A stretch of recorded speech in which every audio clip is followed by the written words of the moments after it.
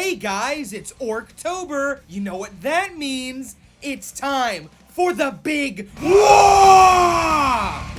40k Shootas, Bloods, and Teeth recently came out, and I thought it would be a good idea to make a video for this Orktober. So while we're waiting for Darktide to be released, let's get into this game. Now, normally Warhammer games are usually tactical war games that have a sense of strategy. It's very rare to get a game that breaks from this formula, and usually it's a hit or miss, and I'm happy to say that this game is good.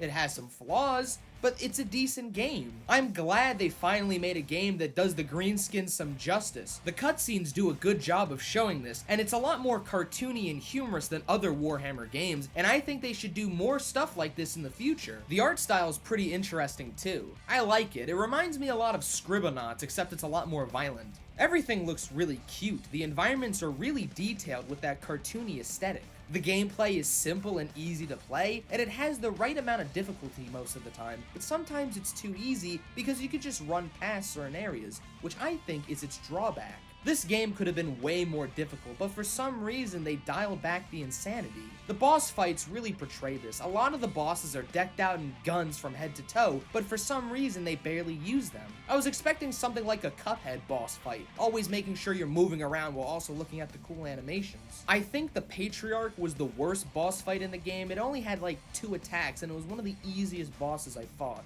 Some of the bosses don't even get cutscenes, which really sucks because I feel like they should have had better introductions.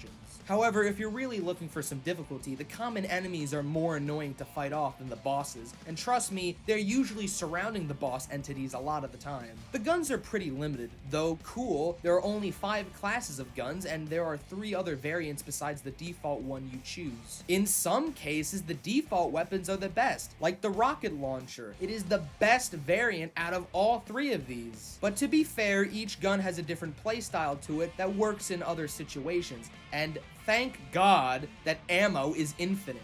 My favorite weapon in the game is the flamethrower. There's just something about the way it works, it just looks so cool.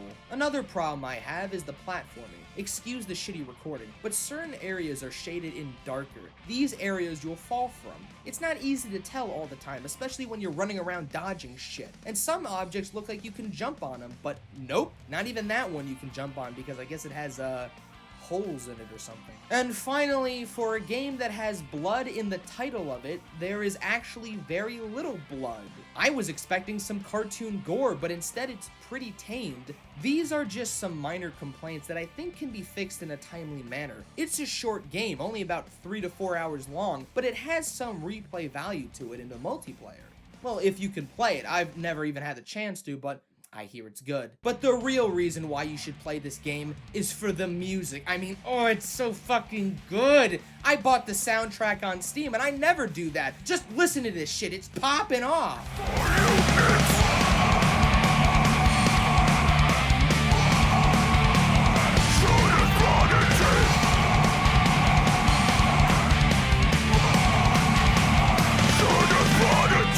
This is actually one of the very few games that I have beaten in my Steam library, and for that, I have to give this game a score of spicy tuna roll. I hope that this game can live and prosper and get the updates it needs. Happy Orktober!